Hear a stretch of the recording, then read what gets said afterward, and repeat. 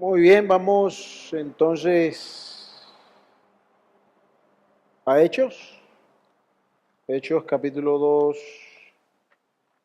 y retomamos unos pensamientos que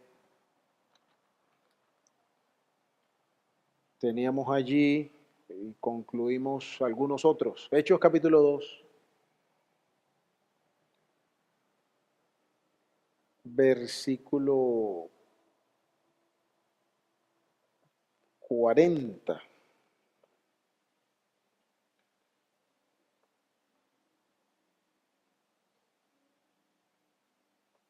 Hechos capítulo 2, versículo 40.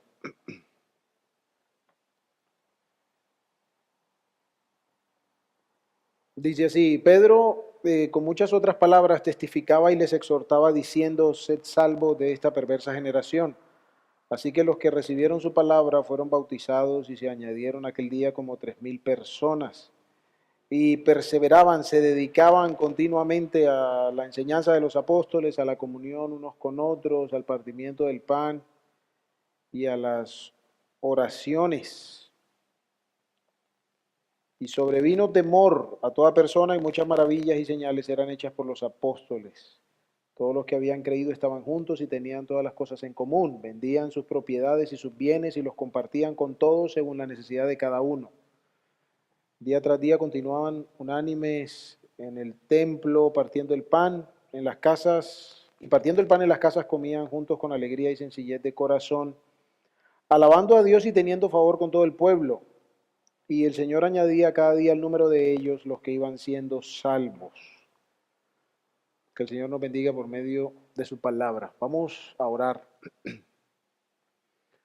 Señor y Dios, gracias damos por tu palabra, viva y eficaz, más cortante que toda espada de dos filos. Gracias damos, Señor, por el Evangelio del Cristo bendito, quien nos revela tu carácter, tu persona, quien vino a abrir un camino nuevo y vivo a través del cual los hombres pudieran acercarse a ti, ser librados de la condenación, siendo perdonados de sus pecados cuando arrepentidos ponen toda su confianza en Él. Gracias porque este mensaje sigue cumpliendo tu propósito, sigue salvando vidas, Señor, y rogamos que los corazones que aún están en tinieblas se rindan a Cristo. Gracias, Padre, por esta palabra con la que nutres a los tuyos, con la que nos formas cada día más cerca a Cristo.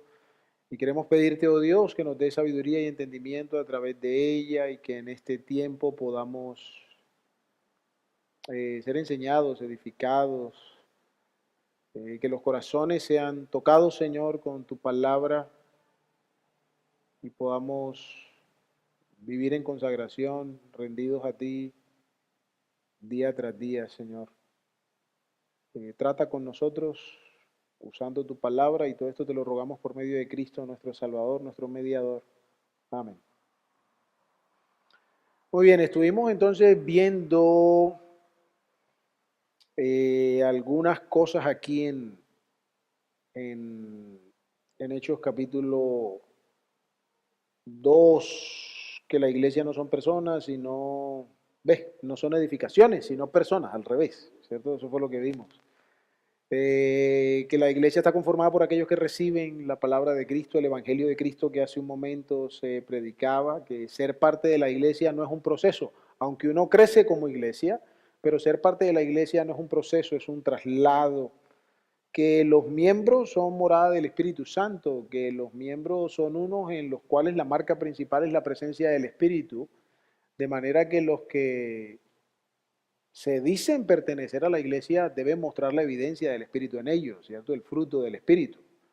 Eh, Vimos que la iglesia tiene algunas ordenanzas, algunas costumbres, algunas prácticas que la caracterizan, que hablan de su identidad, que habla de lo que buscan y mencionábamos en ese momento el tema del bautismo, ¿cierto?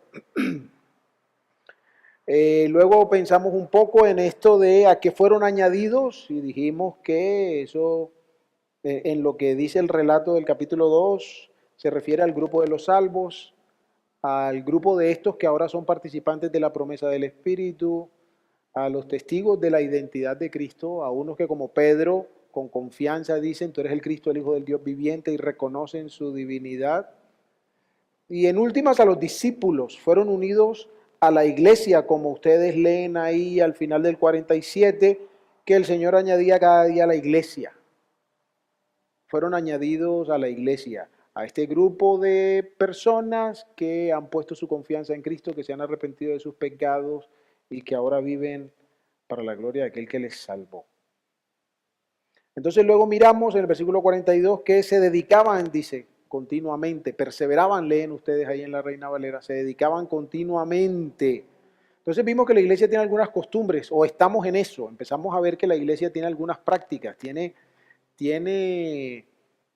una forma de vida que es a través de la cual Dios se manifiesta en medio de su iglesia. Estos primeros creyentes entonces se dedicaban, uno, a la enseñanza de los apóstoles, a la doctrina de los apóstoles, y decíamos ahí entonces, o resaltábamos, recordábamos el hecho de que la iglesia recibe su dirección y su instrucción de la palabra de Dios, no de los hombres, aunque Dios usa hombres para comunicarla. No es a base de lo que piensa el hombre que la iglesia se dirige. La iglesia debe ser dirigida, construida, sobreedificada, impulsada con lo que la palabra de Dios dice que deba ser, no con lo que los hombres piensan al respecto. Y tenemos el consejo de Dios aquí en la Escritura, de manera que la Biblia es nuestra autoridad máxima en la vida de la iglesia para decidir todo asunto. Debe ser sobre la base de lo que ella dice que somos llamados a vivir. Luego hablamos de que se dedicaban también a la comunión, y las cosas que vamos a seguir viendo de ahí en adelante son cosas que de una u otra manera expresan la comunión. Pero ahí en comunión el énfasis que hicimos es que la iglesia vive en comunidad. La iglesia no es un club, no es una membresía, no es una afiliación en el sentido de que me aboné a los partidos del Junior y entonces si quiero voy al estadio, si no quiero, pero tengo el abono y si voy al estadio me tienen que dejar entrar. La iglesia no es eso, la iglesia es un grupo de personas que viven en comunidad, que se pertenecen los unos a los otros, que buscan lo mismo, que se ayudan mutuamente para lograr eso que buscan, que manifiestan un estilo de vida que es propio de ellos. Es lo que nosotros llamaríamos en términos sociales algo así como la idiosincrasia, ¿no? Los costeños son así, los bayunos son asados, los rolos son de X manera, los santanderianos. Nosotros reconocemos muchas de las regiones del país y pues nos hacemos una imagen, ¿no? Tenemos una plantilla prediseñada de cómo se supone que se ven. De manera que cuando llega alguien que como que no se parece mucho, pero ¿y tú si eres de allá? ¿Cierto? Nos sorprende que nos diga que es de una región en particular, cuando ni su acento, ni sus costumbres, ni su forma de vida refleja eso. Bueno, digamos que es más o menos así. Dios creó la iglesia y la creó con una idiosincrasia, la creó con una forma en la cual la iglesia debería poder ser reconocida en medio de los hombres.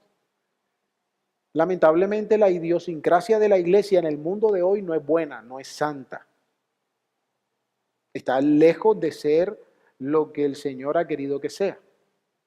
La iglesia es reconocida por ser tramposa, por ser mentirosa, por ser abusiva, por ser bastante lucrativa. La iglesia ha empezado a ser reconocida por un montón de, o lo que se llama iglesia hoy, ha empezado a ser reconocido por un montón de cosas que no son aquellas que Dios dijo las que deberían ser la razón o las formas en las que uno reconozca la iglesia. De hecho, aunque no es el caso, es bien interesante que historiadores del tiempo de estos primeros creyentes, que no eran creyentes, es decir, gente cualquiera que hizo un libro acerca de historia, pero de historia de Israel, fue tan significativo el impacto que la iglesia tenía en esa sociedad que ellos encontraron la necesidad de hacer algunas notas acerca de los creyentes. Están hablando de los judíos, de lo que los judíos son como nación, de un montón de cosas. Pero dice, pero mira, hay un grupo de gente ahí que son seguidores de Jesús y esta gente se comporta así, así, así, asado. Y el testimonio de esos relatos Es un testimonio noble, es un testimonio honesto, es un testimonio santo, muy distinto a lo que la gente podría decir de la iglesia hoy. Entonces, como iglesia somos llamados a destacar estas cosas, a vivir en estas cosas, pero me es necesario recordar lo que mencionamos la vez anterior, de que no podemos basarnos en el acto. O sea, hay que hacerlo, porque es parte de nuestra idiosincrasia, pero esto tiene que ser resultante de la comunión con Cristo, tiene que ser resultante de la fe en Cristo, tiene que ser resultante de la obra del Espíritu Santo en nosotros. De otra manera, seríamos religiosos como tantos otros religiosos que hay en el mundo, o como los mismos fariseos que describe aquí la Biblia. Gente que sabía de la ley de Dios, gente que predicaba la ley de Dios, gente que obligaba a otro a cumplir la ley de Dios, pero gente en cuya vida la ley de Dios no tenía ningún valor para su carácter, para su forma de vida. Entonces, la comunión, vivimos, no somos personas que están juntas, sino que viven juntas, dependen los unos de los otros y crecen los unos con los otros, expresan una vida común. Pero continúa el versículo diciendo, después de la comunión, habla del partimiento del pan. Ahora, esta expresión involucra al menos dos prácticas diferentes. Hay un punto común para estos tiempos, para esta cultura, perdón. Bueno, sí, la idea de partir el pan era sinónimo de comunión, de intimidad. Hoy en día uno invita a cualquiera a la casa y cuando digo cualquiera no en términos despectivos, sino que, o sea, en aquellos días tú procurabas invitar a tu casa gente importante, ¿no? Y te preparabas y lo que sea, pero era toda una ceremonia invitar a alguien. Hoy de pronto uno se encuentra con un amigo por ahí en la calle, ¿qué? ¿No tiene almuerzo? Vamos por la casa y almorzamos en la casa sin ningún tipo de protocolo, ¿no? Pero en aquellos días expresar, abrir las puertas de la casa para recibir a alguien era una cosa supremamente profunda, ¿no? Pensada, organizada. Entonces, independientemente de las prácticas que comunica, hay una idea aquí que fortalece lo que acabamos de decir acerca de la comunión. O sea, partir el pan, comer juntos, en la cultura ya era sinónimo de comunión. De manera que cuando entendemos comunión en el versículo anterior, tenemos que entender una forma mucho más amplia y completa de comunión. Pero tenían esta otra práctica, o por lo menos estas dos prácticas, que también expresaban comunión. Entonces, ¿a qué se refiere partir el pan? La idea común es comer. Versículo 46. Dice, partiendo el pan en los hogares comían juntos con alegría y sencillez de corazón, al final del versículo 46.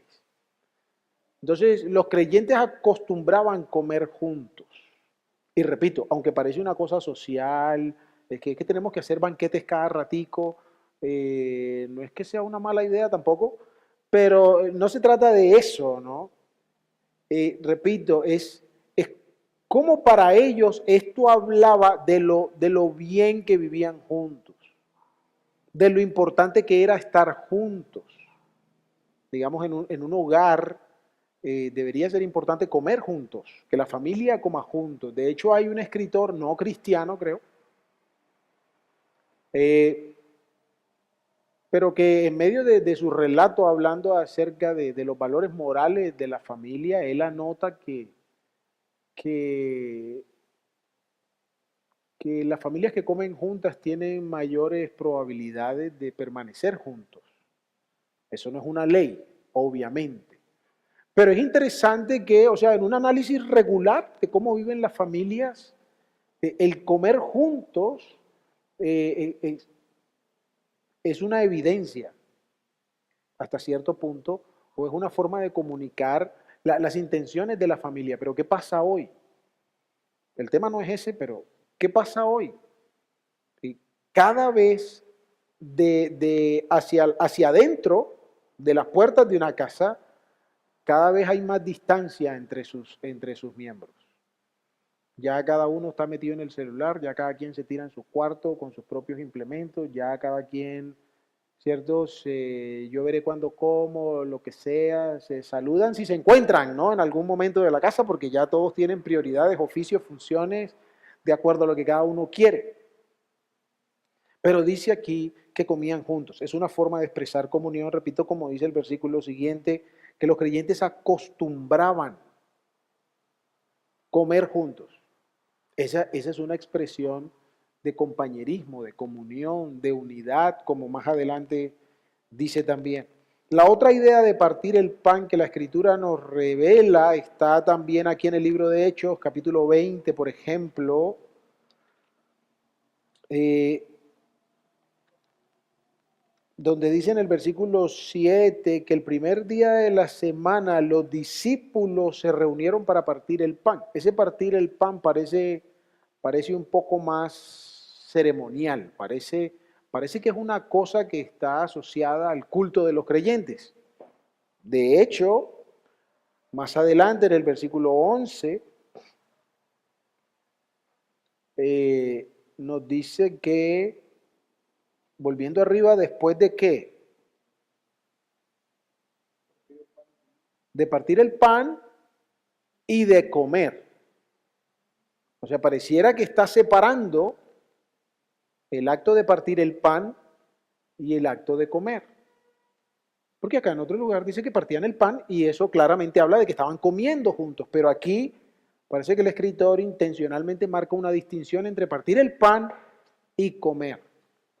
Ahora, luego en Corintios 10 también dice, pueden anotarlo los que anotan en Corintios 10, 16, habla del pan que partimos como expresión de la comunión que tenemos con Cristo. Y habla de la copa que bebemos, también como expresión de la comunión que tenemos con Cristo. Ahora, ¿esto a dónde nos lleva? Bueno, a que el partimiento del pan está relacionado también en las Escrituras con el acto de celebrar lo que llamamos la Cena del Señor, con el acto de celebrar la comunión de los creyentes a través de una costumbre general, una costumbre local donde participamos de, del pan y del vino, del pan y la copa, como lo quieran enunciar, donde cumplimos el mandamiento que el Señor nos dejó, que Pablo registra en 1 Corintios 11, de hacer memoria del Señor a través de estos símbolos, de anunciar su muerte y resurrección y de esperarle en su pronto regreso. Entonces, el partir el pan encierra una práctica informal de la vida de la iglesia a través de la cual se expresaba comunión, pero también involucra una práctica formal de la iglesia donde también expresan comunión. En últimas, ambas formas de comunión tienen que ver con Cristo, por causa de Cristo, ¿cierto? Pero hay una que podemos hacer en cualquier momento, en cualquier lugar, nos reunimos, vamos a la casa de fulano, qué sé yo, hacemos un sancocho y estamos partiendo el pan, ¿cierto? Esa es la idea, hicimos una comelona. Pero hay otra celebración donde también comemos juntos, pero es una celebración más formal, es un partir el pan que tiene una intención más específica, que es recordar el cuerpo y la sangre de Cristo con la cual Él nos redimió y nos salvó, así como fue su deseo. Eso lo encontramos en Lucas, la noche antes de ser crucificado, el Señor celebra la Pascua con sus discípulos y dice, bueno, mira, ahora en mi muerte, en poquito tiempo, yo voy a hacer un nuevo pacto. Y así como para el pueblo judío hubo señales en cada pacto que Dios hizo con ellos, Él dice, bueno, este es el nuevo pacto en mi sangre. Esta es la copa, sí, este es el nuevo pacto en mi sangre. Esta es la copa que representa la sangre que por ustedes se derrama y este es mi cuerpo que por los hombres, por ustedes es partido. Y luego Pablo ratifica esa ceremonia para la iglesia diciendo que el mandato del Señor es, recuérdenme, hagan esto en memoria de mí. Y cada vez que lo hacemos, somos obedientes a lo que el Señor nos pide de anunciar su muerte, su resurrección y esperar su pronto regreso. Entonces, dentro de estas costumbres y prácticas encontramos que la iglesia se ocupa de partir el pan, es decir, se ocupa de mostrar la comunión mutua entre los creyentes de manera informal, por así decirlo, pero que también se preocupa de mostrar la comunión que hay entre los creyentes de una manera formal. Es por eso que nosotros, el domingo, en Tuluá, próximamente aquí, según sea la voluntad del Señor, nos reunimos para eso. Tenemos una copa, un pan y tomamos un tiempo para recordar explícitamente ahí a nuestro Salvador en su vida, sacrificio, muerte y resurrección. Entonces, la práctica general de la iglesia es que la iglesia evidencia la comunión que tiene. Evidencia la comunión que tiene. Lamentablemente, como Pablo le escribió a los mismos corintios, a veces la iglesia está llena de pleitos, de riñas, de contiendas, de rencillas. Y Pablo dice esto no debe ser así, porque la característica de la vida de la iglesia debe ser la comunión entre unos y otros. No que no hayan diferencias, pero las diferencias se resuelven bajo la autoridad de las Escrituras, según las fórmulas de las Escrituras, y eso no debería, ningún tipo de diferencia, a ver, ya me toca estirar lo que estoy diciendo. Hay diferencias válidas, digamos, para romper o para hacer un alto en la comunión, no sé cuál sea la mejor palabra para usar, pero hay razones válidas que afectan la comunión, eso es cierto. Pero aquí estamos hablando de un montón de necedades que no deberían afectar la comunión, pero que la terminan afectando porque somos muy orgullosos, necios, rebeldes, lo que sea. ¿Ya? Entonces, bajo esas circunstancias, toda cosa que pudiera quebrantar la comunión debe ser llevada a través de la Escritura para regresar a la comunión. Y solo debe afectar la comunión en los lugares o en los espacios o en las formas en los que la Biblia permite eso. Como para que no queden así muy genéricamente idos. Por ejemplo, la Escritura habla de aquellos que les gusta causar división. Y que se les habla y se les dice y una y otra vez están encontrando sus maneras de dividir, de apartar, de que los hermanos se peleen los unos con los otros. Bueno, la Biblia dice que después de un trabajo con él, tratando de que se arrepienta de su pecado, pero si persiste en eso, la Biblia dice que llega a un punto en que hay que desecharlo. Es decir, en que hay que decirle, hermano, a ver, vaya rompa comunión en otra parte, pero aquí la única comunión que se va a romper es con usted. La iglesia va a buscar mantener la comunión. Hay circunstancias en las que, repito, la Escritura permite eso. Pero yo creo que ustedes saben que eso no es a lo que nos estamos refiriendo.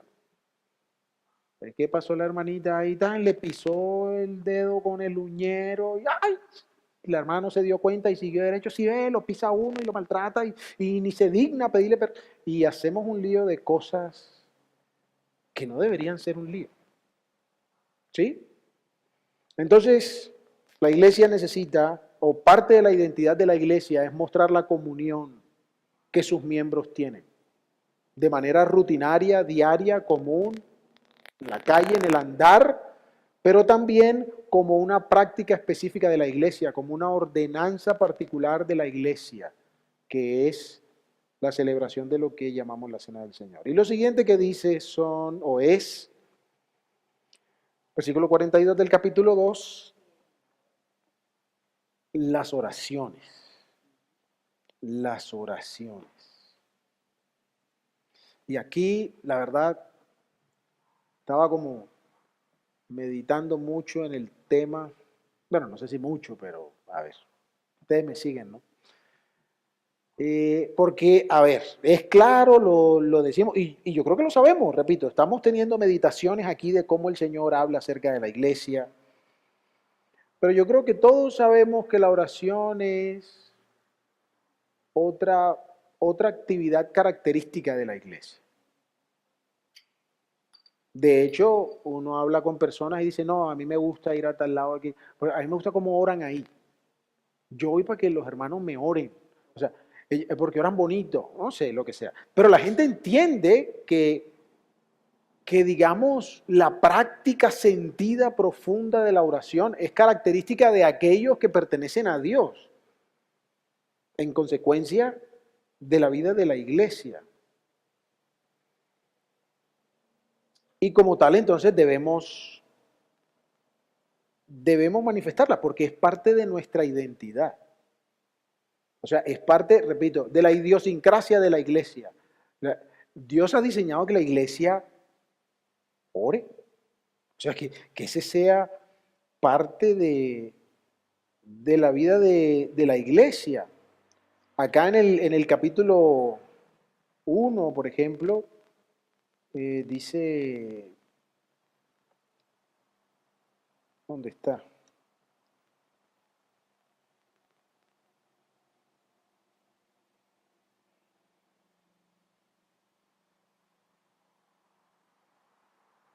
¿Ves? Se me perdió, no lo rayé y se me perdió.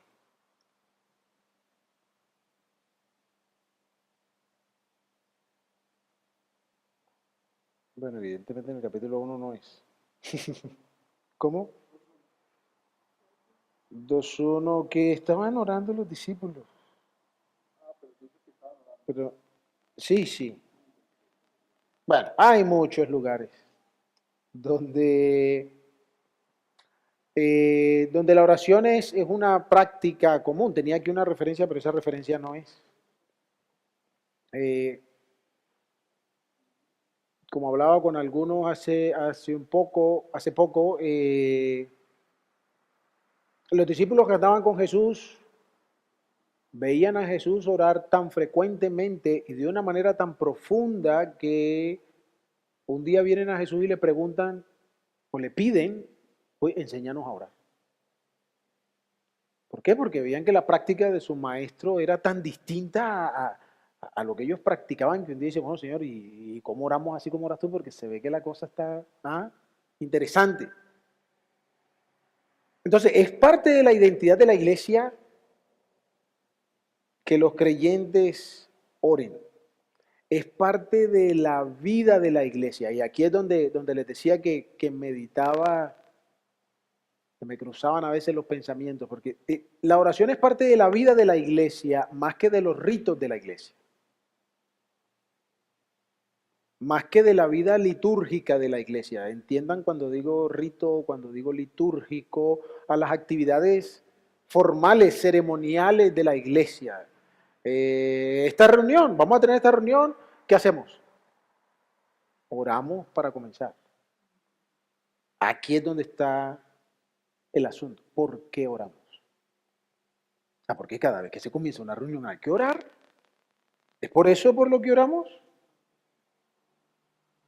Que hermano pasa a enseñar. ¿Qué es de las primeras cosas que hace el hermano? Ora. ¿Por qué ora? Hermano, porque cuando se va a predicar, o sea, hay que orar antes de predicar. O se acaba la reunión, vamos a orar. ¿Por qué vamos a orar? Porque así se cierran las reuniones. O sea, en el protocolo estándar está, comienzas con oración, terminas con oración. Está bien. O sea, no me malentiendan. Está bien y debe ser así. Pero no por causa del protocolo, sino por causa de la naturaleza de la iglesia. ¿Por qué? Porque la iglesia, ¿quién es el propietario de la iglesia? Eso lo vimos hace un par de miércoles. ¿Quién es el propietario de la iglesia? Cristo. Y según lo que leímos aquí en Hechos, la persona de la Trinidad operante en medio de la iglesia, ¿quién es? La persona operante en medio de la iglesia, ¿quién es? La persona de la Trinidad, el Espíritu Santo. De manera que Nosotros necesitamos la guía de Dios, el poder del Espíritu, la dirección del Señor en todo lo que hacemos. Hay que orar. Sí me hago entender, necesitamos buscar al Señor en oración. Pero lamentablemente la oración es más parte de la liturgia que de la vida de la iglesia. Oramos más por el requisito, más que porque, necesito buscar sentidamente la dirección del Señor para esto que vamos a hacer. Y si estamos reunidos, vamos a comenzar la reunión, hermano, vamos a buscar al Señor, vamos a orar, porque necesitamos del Señor en este momento en que estamos reunidos para buscarle, para adorarle, para aprender de Él. Eso es lo que debe estar impulsando nuestro corazón. Ahora les coloco un ejemplo para que nos sintamos, bueno, no sé si más cómodo o más incómodo será. Cuando oramos por la comida, por ejemplo. Espero que no nos pase, pero podría suceder que usted ni se acuerda si oró o no oró por la comida. Y está comiendo y lloré. ¿Y por qué no se acuerda?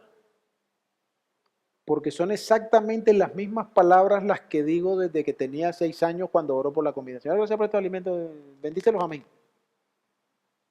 Y como es tan automático, pues claro, cuando oro antes de la comida, pues, al rato no sé si oré o si. Yo digo que sí porque es lo que hago siempre, pero si no lo hice, la verdad no sé por qué, porque no me acuerdo.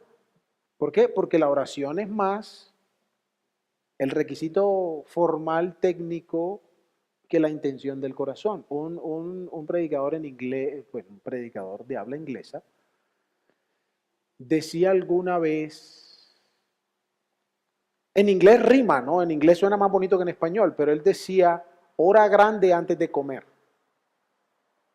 Hablando de eso, él decía, antes de comer, haz una oración de verdad sentida, una oración con propósito. En la oración antes de la comida, inserta algo que no tenga que ver con la comida. De pronto ora por alguien que esté enfermo, si tienes, o por un familiar o lo que sea. Pero haz que tu oración no caiga en una repetición vana, porque la oración por la comida es usualmente donde más vana se vuelve la oración. Entonces pensaba mucho en esto porque la intención de la oración es que la iglesia, uno, sea cada vez más conformada al deseo de Dios, al corazón de Dios, porque al orar, nosotros no se trata de extendernos acerca de la oración, pero los creyentes entendemos que al orar no estamos forzando a Dios, aunque algunos lo hacemos, pero no estamos forzando a Dios a que haga lo que nosotros queremos. La oración es una actividad, es un hábito en el cual nosotros vamos amoldándonos mejor a lo que el Señor quiere, a lo que el Señor es. Porque en nuestra oración entendemos que debemos orar conforme a su voluntad. Y yo no sé si será la voluntad del Señor que me gaste el mercado por allá en licor. Y si sé que no es, ¿cómo voy a orarle yo a Dios para que me cuide mientras voy y compro el licor si yo sé que esa no es la voluntad de Dios? Entonces, en la medida que la iglesia ora, es algo que Dios usa para que la iglesia cada vez se amolde más al corazón del Señor. Entonces, si oramos poco, vayan ustedes calculando qué forma toma la iglesia. O si orar es simplemente el requisito, ¿qué tipo de obra puede hacer Dios realmente en nuestro corazón si nuestra oración es una vana repetición? Salió en verso sin mucho esfuerzo. ¿Cierto? ¿Qué tipo de obra va a hacer Dios si mis oraciones son un rezo? Una repetición de una fórmula. Esta es la de la comida, esta es la de la mañana, esta es la de la noche, esta es la de cuando me voy de viaje, esta es la de cuando regreso de viaje. Y así. Así vamos pasando por la vida, ¿no? Problemas en el trabajo, la oración de problemas en el trabajo, tran, y guardamos. Pero no, la oración es un ejercicio, como bien se dice, pero mal se entiende, de comunicación con Dios. Es la parte de aquí para allá de un proceso de comunicación. Dios me habla por medio de su palabra Y yo respondo a Él con mis palabras, con mi corazón, con mis pensamientos, respondo a lo que Él dice y nos comunicamos. Entonces, la iglesia necesita recordar y entregarse honesta y genuinamente a la práctica de la oración. No al tecnicismo de la oración. Aunque, repito, no vamos a dejar de orar antes de comenzar la reunión. Yo no voy a dejar de orar antes de un momento en que me toque compartir. Yo no voy a dejar de involucrar la oración en la vida de la iglesia donde es necesario que esté. Pero lo que mi corazón debe perseguir es que cuando la involucramos, la hacemos con sentido, la hacemos con sinceridad, con humildad, reconociendo quién es Dios, reconociendo quiénes somos nosotros y apropiándonos de ella para que Dios obre en medio de nosotros.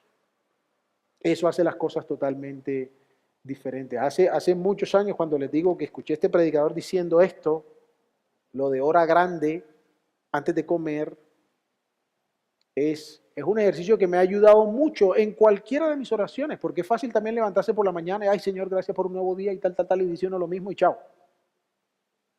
O antes de acostarse, o lo que sea. Es fácil que uno se acostumbre a decir ciertas cosas en ciertos momentos. O cuando usted lleva mucho tiempo, por ejemplo, orando por algo, a veces ya no le sabe a nada esa oración porque tanto tiempo diciendo lo mismo y el Señor no hace nada, por ejemplo. A veces no sabe a nada, no. Pero es importante que el corazón esté conectado allí. Y lo digo porque eso lo hizo la iglesia. Más adelante se dice que a Pedro lo encarcelaron. ¿Y qué fue lo primero que hizo la iglesia? Fueron y consiguieron un abogado para que sacaran a Pedro porque era injusto que él estuviera así metido en la cárcel. Fueron y metieron una acción de tutela por allá. No. ¿Qué hizo la iglesia? Se puso a orar.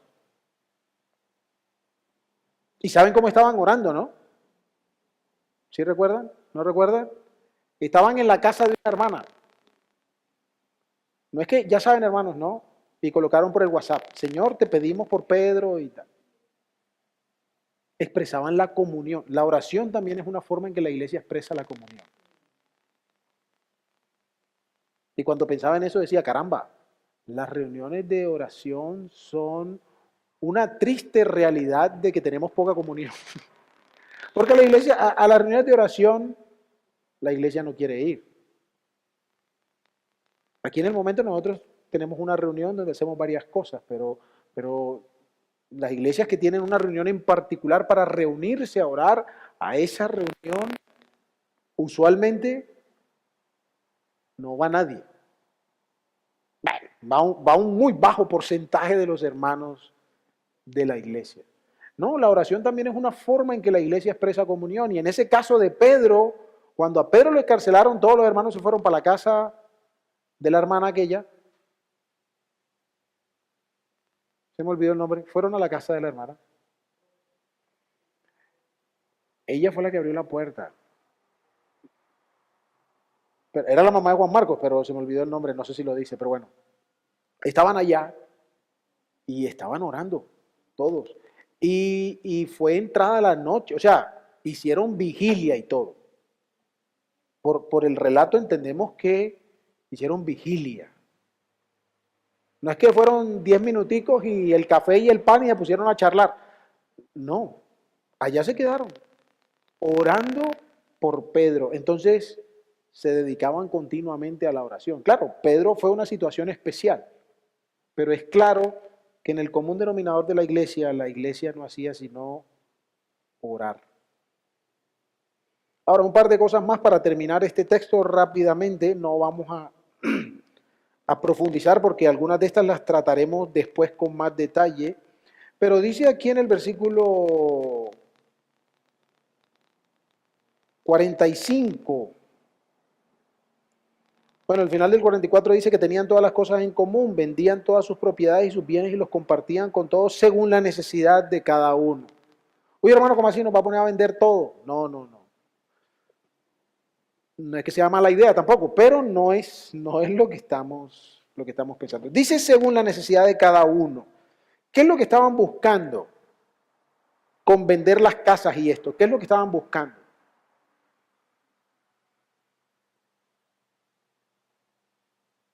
Darse la gran vida y viajar a Europa. Estaban buscando cubrir, solventar las necesidades de los hermanos. El cuidado mutuo, le diríamos. Y el cuidado mutuo es una característica de la iglesia. Miren lo que estoy diciendo. El cuidado mutuo, mutuo. El cuidado mutuo es una característica de la iglesia, es una costumbre de la iglesia. Y el Nuevo Testamento en general nos enseña que ese cuidado mutuo va desde lo material hasta lo espiritual. Claramente siendo lo más importante lo espiritual, pero también incluye lo material. Y tenía algo de susto de usar esta idea porque enseguida, claro, o sea, a todos se nos abren las agallas y claro que la iglesia me mantenga, ¿no? Pero es así como lo estamos leyendo. ¿Qué es lo que estamos leyendo aquí? Tenían todas las cosas en común y ¿qué hacían? ¿Y qué hacían? Vendían. No dice que iban donde el hermano que vendió. Dice, vendían. Es decir, el énfasis está de qué lado de la balanza. Del que da, del que reparte. Ahora no se asusten, tampoco es que vamos a montar también un negocio aquí y vamos a despojar a la gente de sus propiedades para que se enriquezcan unos pocos. No. Pero el principio que está detrás del cuidado mutuo es la generosidad. Ustedes no leen aquí la exigencia de la iglesia para que le suplieran sus necesidades. La exigencia a la iglesia para que le suplieran sus necesidades. Eso no es lo que leemos. Lo que leemos es que cuando estamos en comunión viviendo juntos, encontramos la manera de cuidar los unos de los otros, en lo que sea necesario cuidar los unos de los otros. Pero para eso tiene que haber un corazón como generoso, un corazón que da de lo que tiene. Más bienaventurado, dijo el Señor, es dar que recibir. Entonces la estrecha comunión es lo que nos permite cuidar los unos de los otros. Dice con alegría, con sencillez de corazón. Porque no se trata de lo material, se trata de lo que viene del corazón. Porque en el capítulo 5 de Hechos ustedes van a leer que hubo una parejita que dijo, no, vamos a dar. Y vendieron una casa que tenían por allá. Pero ¿qué es lo que estaban buscando realmente? ¿Cuidar de los hermanos? No, la historia dice que lo hicieron, palabras más, palabras menos, para chicanear, de que ellos también vendían sus propiedades y daban para los hermanos. Pero ¿qué pasó? Que en el proceso dijeron que habían entregado todo el valor de la propiedad, pero realmente no fue así. Habían sacado una parte para ellos y dieron una parte, pero dijeron, no, no, miren, aquí trajimos todo para los hermanos, porque, qué pureza. Y Pedro, ¿qué les dice? No debieron haberle mentido al Espíritu Santo y cayeron muertos. Primero él, luego su esposa. La cosa es seria entonces. Entonces, no se trata ni de usar la iglesia para enriquecerse, ni de usar la iglesia para no hacer nada y que me engorden. Pero sí se trata de que los hijos de Dios somos llamados a cuidarnos los unos a los otros. Y eso lo practicaba la iglesia. Ahora, ¿en qué forma? ¿En qué momento? ¿Cierto? ¿De qué manera? Eso es otro asunto. Lo que queremos resaltar únicamente de momento es el cuidado mutuo de la iglesia. Entonces eso de que, es que a mí no me visitan. No, compañero, es que usted haga una visita y luego reclame. Si no hace visitas, no reclame. Ahora, ¿está mal que uno piense en que lo visiten a uno? No, no está mal. Pero la prioridad no es lo que busco recibir. La prioridad es lo que el Señor me permite dar. Entonces, como dijo el Señor, hagan con otros lo que quieren que hagan contigo. Entonces, ¿quiere que te visiten? Visita. ¿Quieres que compartan contigo? Comparte. ¿Quieres que te traten bien? Trata bien. ¿Quieres que haya más estrechez, unidad? Muestra estrechez y unidad. Eso es lo que dice la Biblia. El hombre que tiene amigos ha de mostrarse amigo. Pero como digo, esa característica la trataremos más adelante. Y la otra que aparece aquí que quiero dejar, aunque aparece al final, no necesariamente menos importante ni de última, dice, día tras día continuaban como, versículo 46.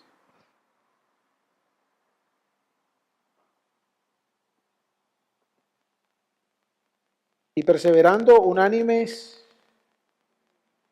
cada día, ¿dónde? En el templo, versículo 47. ¿Qué hacían?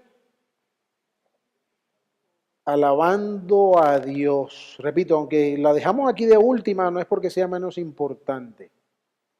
Otra característica de la iglesia, otra cosa que identifica a la iglesia, una última cosa que profundizaremos después, que es parte de la idiosincrasia de la iglesia, es que la iglesia adora a Dios, no a los hombres.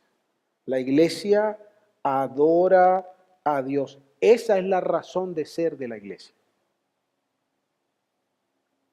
Gozarse en su Salvador, disfrutar de Él y rendirle el tributo que solo Él merece. Por justicia, es decir, porque así debe ser, porque Él es Rey de Reyes y Señor de Señores, pero también por gratitud, es decir, como respuesta a la salvación que Él me ha dado, al perdón que me ha dado, a la esperanza que me ha concedido. Pero también como una forma de servicio. Porque adorar a Dios es lo que es necesario que los suyos le entreguen, como dijo el Señor mismo en Juan hablando con la mujer samaritana. Bueno, como se relata en el libro de Juan que el Señor le dijo a la mujer samaritana. El Señor está buscando verdaderos adoradores. Y es necesario que esos le adoren en espíritu y en verdad. Así debe ser. Así debe ser. Entonces es necesario que la iglesia entienda, se apropie, no olvide que su principal práctica es adorar. Y espero no tener que extenderme, pero quiero decirlo así. La adoración no se puede falsificar. Ahora, eso lo digo ante los ojos de Dios. Sí, porque a los ojos del hombre, pues uno puede parecer muy adorado y tirado por allá en el piso y no sé qué. A los ojos de los hombres, uno podría creer que la música, que el ambiente, que humo, luces y todas esas cosas crean un ambiente de adoración. Pero la adoración no tiene nada que ver ni con la luz, ni con el humo, ni con que usted patalee aquí y allá. La adoración no tiene nada que ver con eso. La adoración tiene que ver con el reconocimiento genuino y humilde de quién es Dios, en todo momento y en todo lugar. No solo se adora en un lugar de reunión, no solo se adora en el templo, usted adora en su casa, usted adora mientras trabaja, usted adora en la medida que su vida refleje el reconocimiento de quién es Dios en su vida, en todo lo que hace. Adoramos a Dios cuando somos honestos en nuestro trabajo, en un negocio, cuando somos responsables con nuestra familia, cuando nos acogemos al valor de Dios. De hecho, adorando, quiero dejarles con esta nota, adorando es que cualquier otra cosa que la iglesia haga será de genuina bendición y de verdadero valor delante de Dios. Me pareció bien interesante eso. Voy a repetirlo. Adorando es que cualquier cosa que la iglesia haga será de genuina bendición y de verdadero valor delante de Dios. O sea que si en este momento yo aquí hablando la escritura no estoy primero adorando, este acto no será de genuina bendición para mi vida. este acto no será de genuino valor delante de Dios. Así como si estoy en la calle, alguien me pide un vaso de agua y yo le doy un vaso de agua, si ese vaso de agua no es entregado como una actitud de adoración, reconociendo quién es Dios, tratando a mi prójimo como Dios quiere que lo trate, etcétera, ese vaso de agua, provechoso para el que lo recibe, pero no será de mucha bendición delante de Dios. Así fue el retrato tristemente del pueblo de Israel delante de Dios. Fue lo que pasó en Hechos 5. Hicieron un acto de generosidad, dieron mucha plata. Engañaron, pero dieron mucha plata. Pero al final no les sirvió delante de Dios. Y Dios le dijo a su propio pueblo, este pueblo con la boca es que me honra, pero con su corazón poco. Están lejos de mí. Entonces, que podamos someter nuestra vida a la realidad de que sobre todas las cosas el hombre fue diseñado, el hombre de manera natural fue diseñado para adorar a Dios. Y la iglesia con mucha más razón debe entender que su prioridad es adorar a Dios. Y eso no es posible sin Cristo como mediador. Padre, gracias te damos por este tiempo, por tu palabra, por la enseñanza que en ella nos das. Ayúdanos, Padre, a crecer día a día conforme a tu palabra. Ayúdanos, Señor, a desarrollarnos cada día como iglesia, como pueblo tuyo, conforme a tu palabra, para tus propósitos y buscando siempre tu gloria. Solo tú eres digno de ella, Señor. No hay a quien compararte, no hay a quien asemejarte en carácter, en poder, en autoridad, en dominio. Tú eres solo, Señor. No hay nadie en tu categoría, no hay nadie que esté siquiera cerca de la grandeza de tu persona y de tu carácter. Pero gracias porque siendo tan grande y sublime, te ha placido acercar a los hombres a ti por medio de Cristo. Y por eso te alabamos, por eso te honramos, por eso nos postramos delante de ti, Señor, agradecidos por el perdón que das en Él y rindiéndote, Señor, el tributo del cual solo tú eres digno. Guárdanos y guíanos en el resto de esta noche. Rogamos, Padre, por los corazones de quienes escuchan tu palabra, para que les toques, para que no resistan más el convencimiento que tu Espíritu da de pecado y en humildad de corazón entreguen sus corazones a ti. Todo esto te lo rogamos por medio de Cristo nuestro Señor. Amén.